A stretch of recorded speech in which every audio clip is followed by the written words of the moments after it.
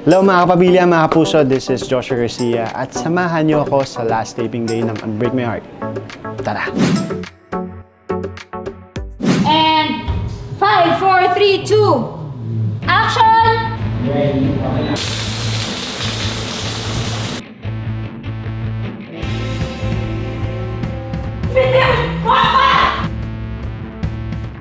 Yung last taping day namin, lahat halos parang nasisipangs na. Parang lahat nalulungkot na. Kasi syempre, after ng napakahabang pagtatrabaho namin at samahan, parang maghihiwa-hiwalay na ulit. Yung last taping ko with Jody, isa sa mga gusto kong eksena. May sunod kami eksena nun na parang nagpapaalam na ako sa kanya. Isa sa mga gusto kong eksena. So, pinaghandaan ko yung eksena na yun. Kasi after ng mga medyo psycho ko ng mga moments, babalik na ako sa dating Renz. Hindi ka na namin gugulayin, hindi na kami hingi ng tulong. Stick! Tigil ko na to! Yung last taping day namin was siguro super fun. Kasi basically nung time na yun, konti na lang yung kukunan namin mga eksena. Tapos, every after namin makatapos ng isang eksena, tapos nagko-close na yung character, lahat kami nagpapapicture, nagsasaya, kasi parang yun na yung last hurrah, tsaka parang last memory namin dun sa taping. So, sobrang, masaya siya.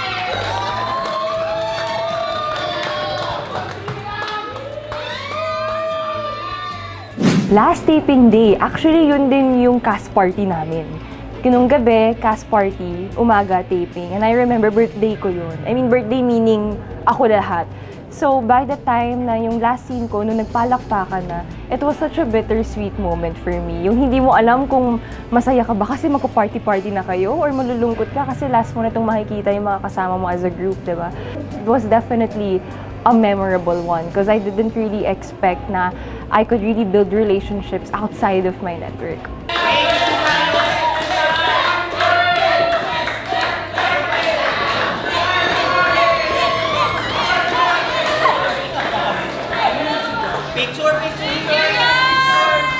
So, kasi yun talaga, sana sabi ko, sa last scene ni Ate Jody, nandoon ako, pero sadly, wala. Kasi nga, kailangan akong iba to sa next unit. So, yung last scene namin together, nung natapos na yun, nasa dressing room na kami, I started crying talaga. Kasi parang nauna si Ate Jody matapos sa akin ng ilang araw. So, una ko sinabi sa kanya, paano na ako magti-taping? Wala ka na. Tapos iyak ako ng iyak. Tapos, hindi ko alam kung nalungkot ako or na-happy ako kasi nakabuild ako ng relationship with her. Parang mixed emotions siya talaga. Pero sabi niya sa akin, Gabriela, yung tawag niya sa akin, Gabriela, huwag ka mag-alala, magkikita at magkikita pa rin tayo. And true enough, I'm so grateful na I built a relationship with her.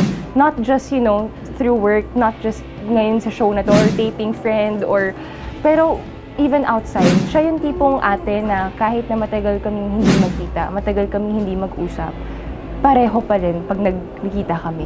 Parang walang magbabago. Grabe, yung last taping day ko sa Tagaytay, napakaraming nangyari. Unang-una, nagmistula akong ping-pong ball. Kasi pag sinabi pong ping-pong, yun po ay yung bumabaklas ka mula sa isang location papunta sa susunod na location or babaklas ka ng isang unit papunta sa kabilang unit. Highly emotional yung mga eksena. Ang bittersweet nung eksena, but then we promised each other na hindi kami magiging taping friends kasi alam naman namin na kung anino po sa amin sa Unbreak My Heart ay isang magandang relationship. Para ko siyang bunsong kapatid, para niya akong ate.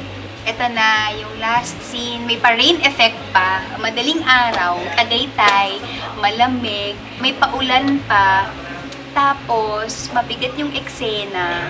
Tapos yung picture vehicle na hiniram namin sa aming creative manager at aming head writer na papangalanan kong Joel Mercado na bangga, na hindi siya dapat mababangga sa eksena. Talagang this day, it ended with a bang! As in bangga! So yun yung last scene, yun yung last shot.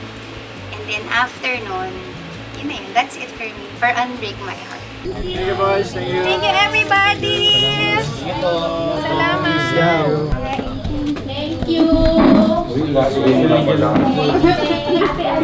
Lagi naman magaling. Last day with the bag. Lagi lang. Bidabang, no? Baka bidabang. Mahal ko tong project na to, ang tagal kong inintay ito eh. And nagpapasalamat ako na dumating siya kasi it's a really good transition for me na makapaggawa ng level up dun sa mga nagawa ko na before. I got to work with different people. I got to meet new people that I will truly treasure for the rest of my life. I got to grow as an actor, as a person. Thank you very much dahil naging magaan, naging smooth, naging maganda yung samahan namin sa buong stay namin sa UMH from Europe, papunta dito sa Maynila, para talaga kami naging isang buong pamilya na nagtulong-tulong para makagawa ng isang magandang teleserye para sa inyo. So, thank you talaga kasi very generous si Direk Manny, very generous din lahat ng artistang nakatrabaho ko. I'll see you soon. We'll see you soon! Mag-textan tayo. I love ya. Best Bye, Jules! Bye mga kay Jody. See you soon. Thank you. Salamat, guys. Mom.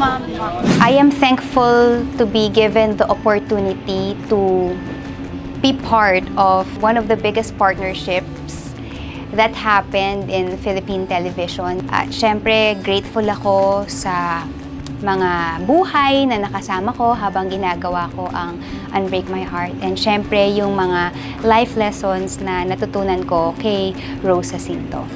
Sa lahat po ng nandiyan dyan for Unbreak My Heart since day one up to now, sana po hindi niyo po kami bitawan, sana hindi po kayo magsawang sumuporta. And I hope na sana hanggang dulo, sana hanggang ending, hindi kayo bumitawan. Maraming salamat. This show means a lot to us. Hello mga kapamilya, mga kapuso, this is Joshua Garcia. Iniimbitahan kayo na manood ng Unbreak My Heart. Nalalapit na po ang pagtatapos nito, kaya sana po suportahan natin hanggang dulo. Maraming salamat po. Walang hanggang pasasalamat po sa inyong lahat na patuloy na sumusubaybay sa aming programa na Unbreak My Heart. And thank you very much po sa lahat ng mga comments and suggestions and violent reactions ninyo. So, ayun po, iniimbitahan ko po kayo sa nalalapit na pagtatapos ng Unbreak My Heart.